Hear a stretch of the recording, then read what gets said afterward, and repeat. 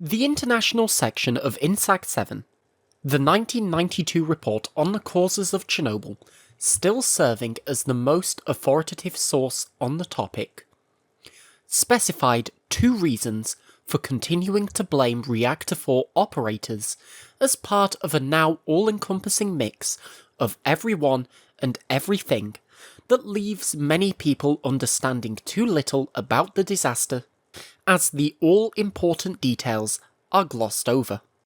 In our first Shortcomings of INSAG-7 video, we explored the operators deviating from a testing program condition they wrote themselves out of all things in the interest of safety. In the second video, we once again return to a discussion of control rods, specifically how INSAG-7 butchers the matter. First, it's important to appreciate some context. There is a stunningly important subsection of the international section of INSAG-7 spanning pages 10 to 12. In our opinion, probably the biggest error people make in reading INSAG-7 is failing to realise just how significant these pages are and why. This is hardly an accident, pun intended, as the INSAG authors writing these pages deftly downplay their contents. The INSAG authors reference a sequence of events table found in the 1986 INSAG-1 report.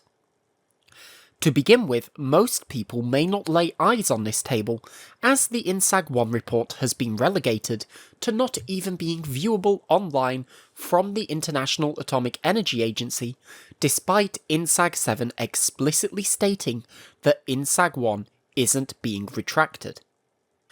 But even looking at it, there's a bunch of information on it that complicates making heads and tails of the meaning of what is being corrected. The INSAG-7 authors do a good job of saying nothing by writing something. The authors mention further analysis of the events, which has led to new insights, followed by this gem of a sentence. These insights have led to a need to revise some of the details of the scenario presented in INSAG-1, and to alter some important conclusions. So some of the details have been revised, some important conclusions have been, quote, altered, arising from considerable further analysis of the events, which has led to new insights into the physical characteristics of the RBMK reactor, and also into some details of the progression of the accident. People are notorious for having trouble with details, compounded by their tendency not to admit it. So, some of the details being revised, and some important conclusions being altered, seemingly through a normal course of progressive scientific analysis, easily morphs into technical minutiae being straightened out. You know, a meticulous dotting of the I's and crossing of the T's at an expert level, getting miscellaneous things in order, the sort of fastidious work that is a credit to experts, particularly scientists and the like.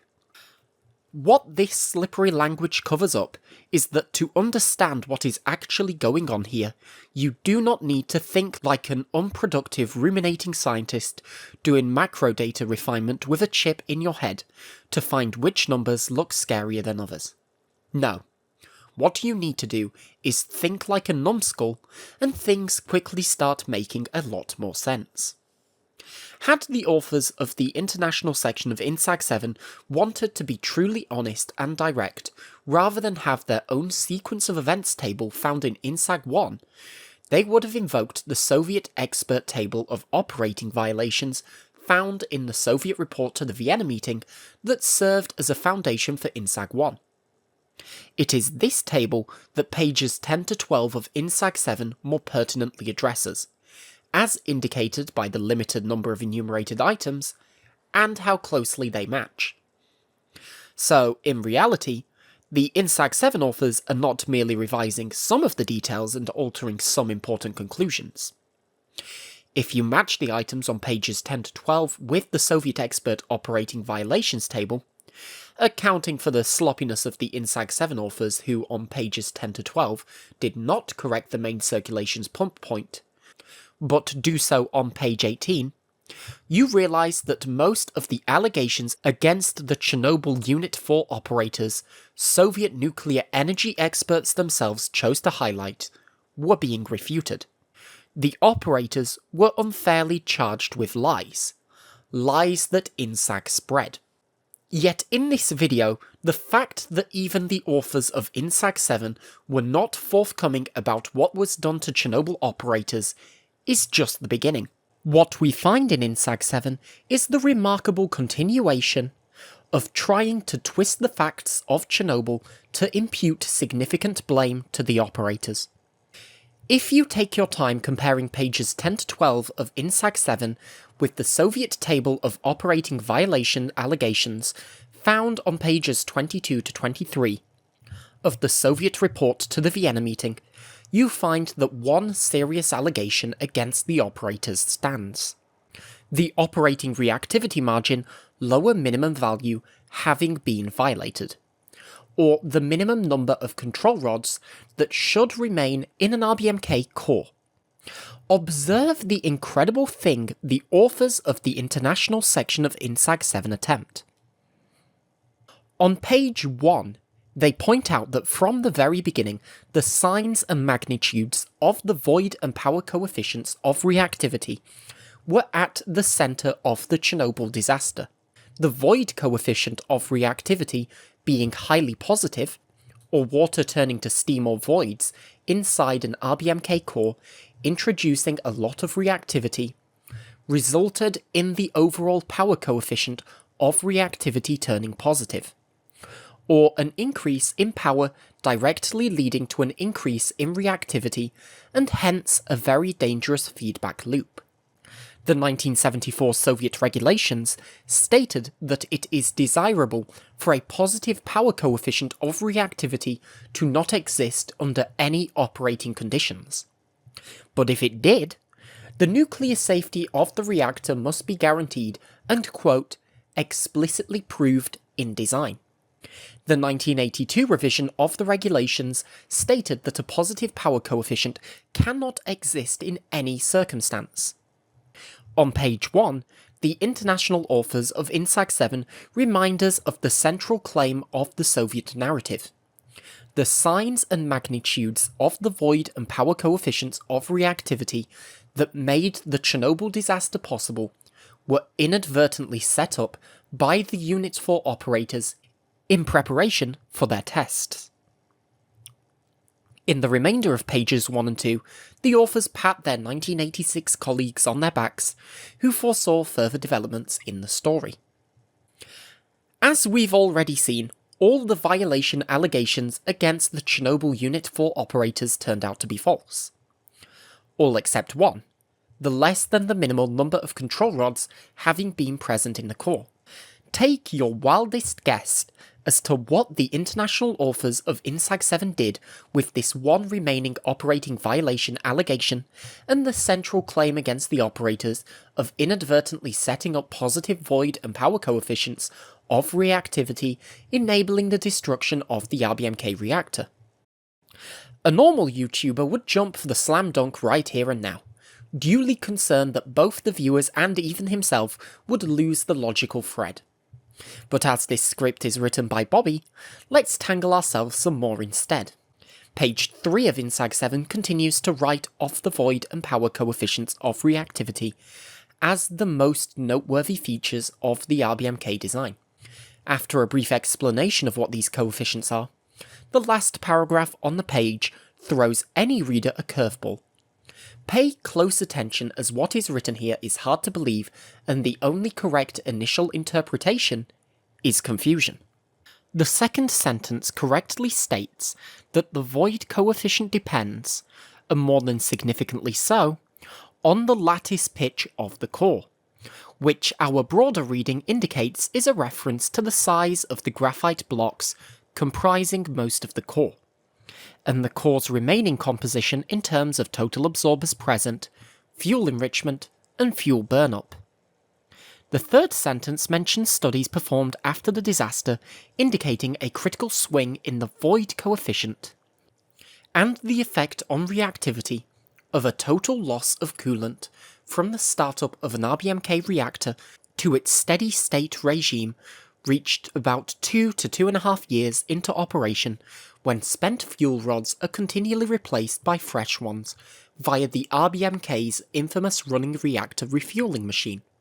It is interesting how this sentence differentiates between a void coefficient and the steaming effect, but we'll stick to what we're familiar with, the latter -2 beta for a fresh fuel load and +4 to 5 beta for the steady-state refueling regime. Now watch the next sentence. In the design documentation for the RBMK reactor, the void coefficient of reactivity was stated to be negative for initial and steady-state conditions. See Annex 2, Section 2-3. This sentence states a contradiction between post-disaster studies and pre-disaster design expectations. A rational individual would think that the writers would then discuss this all-important contradiction. Instead, the writers mashed the contradiction together into a seemingly coherent whole. Thus, although the void coefficient of reactivity varied over a wide range, from negative to positive values as a function of the composition of the core and the operating regime of the reactor, the fast power coefficient remained negative under normal operating conditions. At the time of the accident, the void and power coefficients of reactivity were both positive. The authors had just written that the design expectation was for the void coefficient of reactivity to remain negative. Yet they started the following sentence with the word thus, and the statement that the void coefficient of reactivity varied over a wide range from negative to positive values. This clear nonsense is combined with the claim that the fast power coefficient remained negative under normal operating conditions. The final statement that at the time of the disaster both coefficients were positive implies that this was because of abnormal operating conditions. Which brings us back to this quote from page 1. It was said that this excursion had been made possible by the signs and magnitudes of the void and power coefficients of reactivity characteristic of the state of the reactor at the time. These had been inadvertently set up by the operators in preparation for the tests. The International INSAG-7 authors were not trying to correct the main conclusion from the 1986 Vienna conference in light of new evidence. They were trying to affirm it. With a 700 megawatt power level restriction existing to ensure the power coefficient of reactivity remained negative being debunked, which was the main claim of the INSAG-1 report with respect to there being a positive power coefficient due to operating violation, what did the International INSAG-7 authors argue the operators did wrong to inadvertently flip the power coefficient positive and render the reactor capable of self-acceleration? Naturally, the one remaining thing they could argue. The lower limit operating reactivity margin, or the minimum number of control rods remaining in the core violation, caused the void coefficient to reach a positive value high enough to flip the overall power coefficient of reactivity itself positive. The international authors were well aware of this shift in emphasis. The first explicit associations we encounter is at the bottom of page 11 in the section where other allegations against the operators are corrected. The authors state that a lower ORM violation occurred with the caveat that the operators probably did not know the value of the ORM. The authors then claim that the operators were accustomed to regarding the lower ORM limit as a control of the reactor's spatial power distribution, which is in fact how the significance of the lower ORM limit was defined in operating instructions, but, quote, were not aware that it had safety significance by virtue of the increase in positive void coefficient as the ORM was reduced. The authors leave no doubt as to their redefinition of the central aspect of the Chernobyl disaster. Quote, In fact, the safety significance of the reduction of the ORM is much greater than was indicated in the INSAG-1 report. They then invite us to read further. The subsection they point us to on page 14 begins by claiming the importance of the quantity of control rods for the safety of the plant seems to have been poorly understood by the operators. Yet again, the known purpose of the lower ORM limit for control of the power distribution is mentioned, while at the bottom of the paragraph, quote, "The other reason for the importance of the ORM the operators seem not to be aware of is emphatically stated as, quote, the extreme effect it could have on the void and power coefficients." You can't ask for a statement clearer than that. The principal reason why the Chernobyl disaster occurred, aside from the positive scram effect, was also a result of the operators pulling out too many control rods. Albeit they might not have known how many they really pulled out, and they seem to have no idea that the control rods controlled not only the spatial power distribution, and not only the power-up capability of the shutdown button, but also the main coefficients of reactivity that are at the bottom of all identified factors and at the very heart of the worst nuclear power disaster in human history. To date, anyway. Take note of the second paragraph of section 4.2.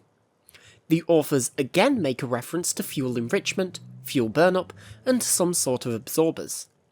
These particular absorbers, the authors point out, were present at reactor startup, fixed in fuel channels, and separate from the reactor control and protection system rods that fall under the operating reactivity margin.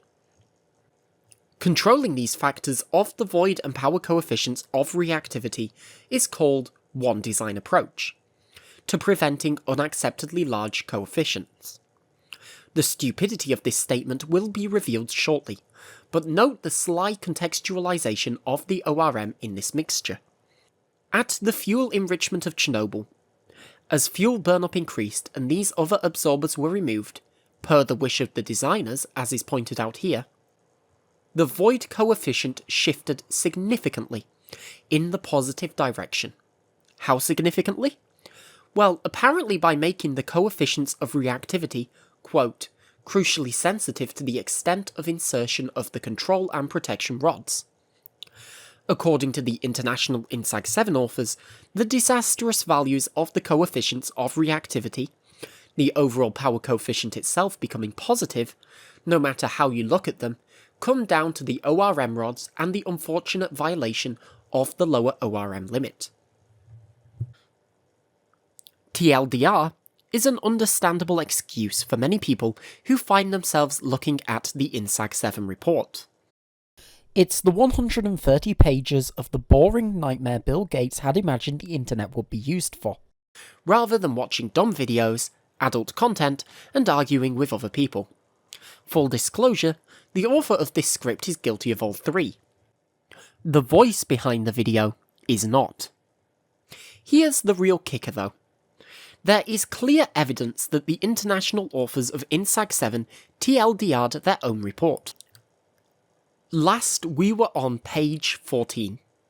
Let us scroll down to page 35.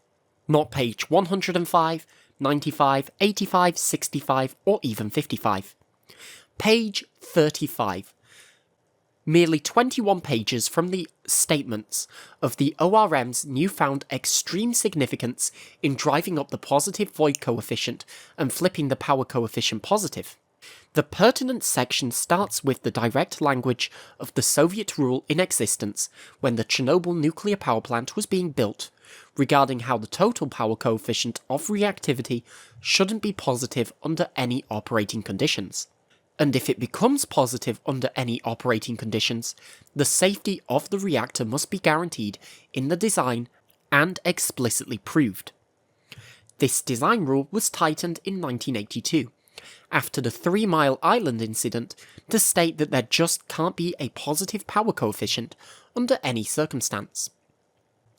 After a reminder that the void coefficient of reactivity is the dominant component of the power coefficient of reactivity, it is written that with the uranium enrichment chosen and the typical high degree of burnup, There was a design expectation of void coefficient of a high positive value. Recall that earlier the international authors had written the design expectation was for a negative void coefficient of reactivity. Then we have the following sentence. These high positive values for the void coefficient of reactivity were the result of a desire to attain large fuel burnups, i.e. high economic efficiency.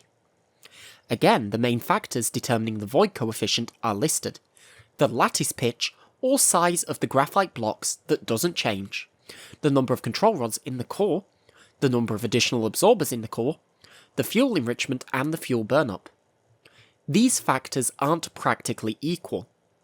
The international authors were trying to tell us the number of control rods, or any ORM valuation under 15 rods, was extremely important. Page 36 tells us the following.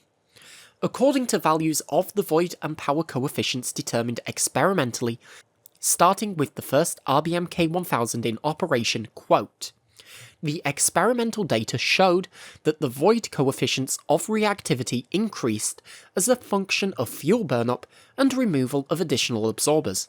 What are additional absorbers? Additional absorbers are apparently equivalent to control rods in terms of their neutron absorption effect. What they are not equivalent in is number, especially number that can be present in a running core.